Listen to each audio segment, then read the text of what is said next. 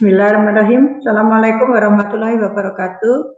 Selamat datang di mata kuliah Manajemen Sumber Daya Perairan dari program studi Manajemen Sumber Daya Perairan Fakultas Ilmu Perikanan dan Ilmu Kelautan Universitas Brawijaya Malang.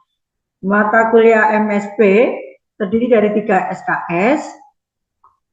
Teknik pembelajarannya adalah kolaboratif, baik dengan tim based project maupun dengan case based project. Dosennya ada 3 orang, selain saya ada Dr. Andi Kurniawan dan Dr. Supriyatna. Materi MKMSP adalah materi untuk membekali mahasiswa dalam menyelesaikan masalah sumber daya perairan di Indonesia. Jadi ada 2 pendekatan yang diberikan kepada mahasiswa untuk menyelesaikan masalah di Indonesia adalah pendekatan teknologi ekoakuatik dan pendekatan teknologi manajemen. Sebelum evaluasi tengah semester, mahasiswa belajar dengan teknologi ekoakuatik, sedangkan setelah evaluasi tengah semester, mahasiswa belajar pendekatan manajemen dengan manajemen plan untuk menyelesaikan masalah sumber daya perairan di Indonesia. Tatap muka ada 14, 7 sebelum evaluasi tengah semester dan 7 setelah evaluasi tengah semester. Tatap muka yang pertama adalah materinya konsep diri dan tujuan mempelajari manajemen sumber daya perairan. Materi konsep diri menjadi manajer dan planner itu melatih mahasiswa untuk dapat mengenali jati dirinya, mengetahui keunggulan dan kekurangannya. Itu penting sekali supaya nanti mahasiswa punya kepercayaan diri bekerja dalam tim. Jadi materi ini disampaikan secara partisipatif. Dosen memberi kesempatan pada setiap mahasiswa untuk melakukan inventarisasi keunggulan dan kekurangan masing-masing. Setelah itu dosen memberi waktu kepada mahasiswa sekitar 10-15 menit untuk melakukan inventarisasi keunggulan dan kekurangan masing-masing. Nah, setelah selesai, mahasiswa diberi kesempatan untuk berbagi bersama teman duduk di sebelahnya, saling membaca hasil inventarisasi keunggulan dan kekurangan masing-masing. Jadi dosen memberi waktu kepada mahasiswa untuk mempelajari inventarisasi keunggulan dan kekurangan dari temannya, jadi saling bertukar ini. Nah, manfaatnya apa? Ya, setiap mahasiswa setelah mereka melakukan inventarisasi keunggulan dan kekurangan untuk dirinya sendiri, kemudian setiap mahasiswa diberi kesempatan untuk membaca inventarisasi keunggulan dan kekurangan dari temannya, itu diharapkan bahwa akan menumbuhkan kepercayaan diri dari mahasiswa karena mereka mempunyai keunggulan.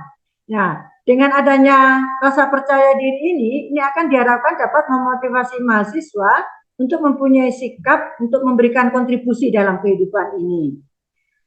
Kemudian manfaat untuk mengetahui kekurangan itu diharapkan mahasiswa bisa mengendalikan rasa takabur, rasa sombong, bahwa kekurangan diri sendiri itu bisa menjadi kelebihan dari orang lain. Nah, hal ini akan membantu menumbuhkan kesediaan mahasiswa untuk bekerja sama dengan orang lain, bekerja dalam tim. Jadi secara mandiri mahasiswa bisa bekerja menyelesaikan tanggung jawab pekerjaannya, kemudian bekerja dalam tim, mereka bisa memberikan kontribusi pemikirannya sehingga tujuan dari penyelesaian masalah sumber daya perairan itu insya Allah dapat tercapai.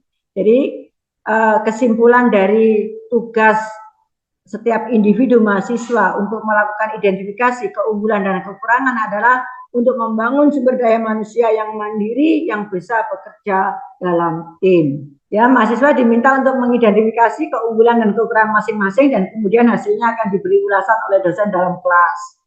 Jadi konsep ini memang diperkenalkan karena untuk membangun sosok mahasiswa menjadi seorang manajer dan planner sumber daya perairan.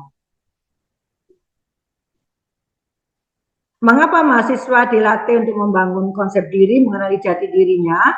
Ini dilatar belakangi oleh data dari Badan Nasional Penanggulangan Bencana Daerah, ya, bahwa musibah hidrometeorologi itu 10 tahun terakhir itu meningkat. Nah, daratan dan perairan itu adalah suatu sistem yang tercermin dari gambar daerah aliran sungai ini atau DAS. Jadi ada keterkaitan antara komponen udara, tanah, dan air. Jadi keterkaitan antar komponen ini harus bisa memotivasi mahasiswa untuk dapat bekerja sama ya di samping aspek sosial dan ekonomi. Keterkaitan antara komponen akan membantu mahasiswa untuk dapat bekerja dalam tim bahwa semua ilmu adalah saling berkaitan. Ini untuk menghindari ego sektoral dan untuk bisa mendorong kemauan untuk selalu bekerja secara kolaboratif. Ini gambar yang menunjukkan kerusakan di daratan. Nah, ini nanti pada saat musim hujan turun akan terbawa oleh aliran air menuju ekosistem perairan. Jadi tadi sudah disebutkan bahwa daratan dan perairan adalah suatu sistem dan ini mendorong mahasiswa untuk selalu bekerja kolaboratif. Tujuan pembelajaran dalam mata kuliah SP yang pertama adalah mahasiswa mampu mengidentifikasi masalah-masalah sumber daya perairan, baik ekologi, ekonomi maupun sosial. Yang kedua, mahasiswa mampu menyelesaikan masalah dengan pendekatan teknologi ekoakuatik. Yang ketiga, mahasiswa mampu menyelesaikan masalah dengan pendekatan teknologi manajemen. Tujuan akhirnya adalah untuk konservasi sumber daya perairan. Demikian, terima kasih. Wassalamualaikum warahmatullahi wabarakatuh.